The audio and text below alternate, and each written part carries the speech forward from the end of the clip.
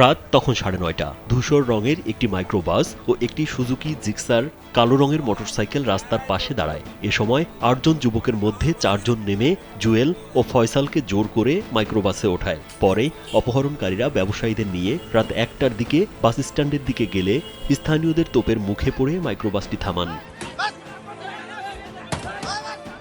এ সময় দুই ব্যবসায়ী স্থানীয়দের সহযোগিতা চান ও ঘটনা খুলে বলেন। পরে স্থানীয়রা এগিয়ে গেলে 3 জনকে গণধোলাই দিয়ে পুলিশের হাতে তুলে দেয়, আর বাকি 5 জন পালিয়ে যান। পালিয়ে যাওয়াদের মধ্যে একজনকে শুক্রবার সকালে আটক করে পুলিশ।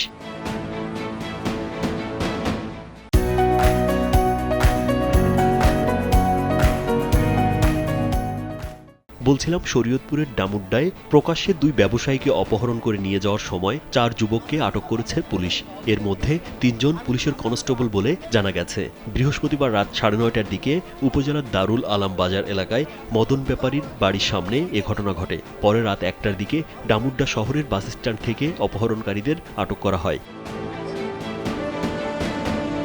আটককৃতরা হলেন বাগেরহাটের মোল্লারহাট থানার গারফা এলাকার কৌশিক আহমেদ সেতু। তিনি জেলা পুলিশ লাইনে পুলিশ কনস্টেবল হিসেবে কর্মরত। শরীয়তপুরের ডামুড্ডা উপজেলার বড় সিধুলকুড়া এলাকার কাউসার তালুকদার, তিনি চট্টগ্রাম মেট্রোপলিটন পুলিশে কনস্টেবল হিসেবে কর্মরত। আরেকজন মাগুরার বাসিন্দা রোবায়েত মীর, তিনি ঢাকা মেট্রোপলিটন পুলিশ কনস্টেবল হিসেবে কর্মরত এবং কুমিল্লার লাকসাম থানার আমৌদা এলাকার শরীফ হোসেন। উদ্ধার হওয়া দুই কাপড় ব্যবসায়ী হলেন ভেদরগঞ্জ উপজেলার ইতরকান্দি এলাকার মোহাম্মদ জুয়েল সর্দার ও একই এলাকার ফয়সাল সর্দার। তারা ডামুড্ডা বাজারের কাপড়ের ব্যবসায়ী। অপহরণকারী রোবায়েত মীর জানান, কাউসার তালুকদার তাদের বস। অপহরণের সময় যে টাকা পেয়েছিলেন তা কাউসারের কাছে, আর কিছু জানেন না বলে জানান তিনি। টাকা না, ওই যে আমার ছোট ভাই আছে, ওদের বাসা হচ্ছে আপনার যে এই পাশে কি জানি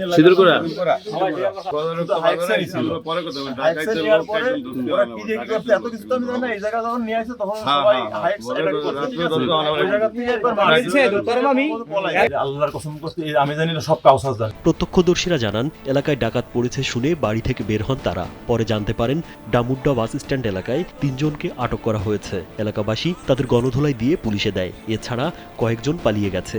বাস স্ট্যান্ডে হঠাৎ করে চিৎকার চেঁচামেচি আর একটু ভাঙচুরের শব্দ পাই। তখন আমি সাথে সাথেই ওখানে স্পটে যাই দেখি যে একটা হাইস গাড়ি ওটা ভাঙচুর করতেছে, প্লাস কিছু কয়েকজন লোককে মারা হয়েছে। বাস স্ট্যান্ড পার হওয়ার পরেই ওদেরকে দেখে ফেলেছি আমরা, চারদিক থেকে ওদেরকে অ্যাটাক করে ফেলেছি। তো তাৎক্ষণিক আবার 3 জনকে ধরতে পেরেছি, আর দুইজন পালিয়ে গেছে। ভুক্তভোগী ফয়সাল ও জুয়েল জানান, নামাজ পড়ার জন্য দোকান থেকে রাতে বাড়ির দিকে যাচ্ছিলেন। দারুল আমান বাজারের কাছে মদন ব্যাপারীর বাড়ির সামনে পৌঁছালে হঠাৎ একটি মাইক্রোবাস ও একটি মোটরসাইকেল তাদের গতিরোধ করে মাইক্রোবাসে তোলেন। পরে হাতে পুলিশের হাতকড়া পরিয়ে ও পিস্তল ঠেকিয়ে 20 লাখ টাকা দাবি করেন। পরে 10 লাখ টাকা দিতে রাজি হলেও লোহার রড দিয়ে বেধড়ক পিটুনি দেয় ও কিলঘুষি মারে। তারপর তাদের মাদারীপুর লেকপাড় নিয়ে যাওয়া হয়। সেখান থেকে তার ভাই স্বাধীনকে ফোন দেওয়া হয়। স্বাধীন ও তারা 3,91,000 টাকা দিলে বাকি 6,09,000 টাকার জন্য অপহরণকারীরা ডামুড্ডা শহরের বাস স্ট্যান্ডে যান। পরে সেখানে তাদের মুক্তি দেওয়া হয়। হাতকড়া পরানোর পরে আমাদেরকে নিয়ে চলে যাওয়ার পরে বলতেছে 20 লাখ টাকা, বাজারে বড় ব্যবসায়ী 20 লাখ টাকা দিতে হবে, আমরা পুলিশের লোক, যদি না দেস তাহলে মেরে ফেলবে। টোটাল টাকা দেয় 3,91,000, আর 6,09,000 টাকা তারা নিতে, ক্যাশ টাকা নিতে তারা আসলো ডামুড্ডা বাস স্ট্যান্ড। তখনই আমার ভাইয়া অনেক লোকজন নিয়ে আর এলাকার লোকজন নিয়ে তাদেরকে আটক করে। এ ব্যাপারে ডামুড্ডা থানার ভারপ্রাপ্ত কর্মকর্তা হাফিজুর রহমান মানিক জানান, অপহরণের ঘটনায় পুলিশ ও জনগণ 4 জনকে আটক করে। এর মধ্যে পুলিশ সদস্য রয়েছে। তাদের বিষয়ে যাচাই বাছাই করা হচ্ছে। আসলে এটা ডাকাত সন্দেহ না, তো এরা হচ্ছে একটা অপহরণকারী চক্রের সদস্য।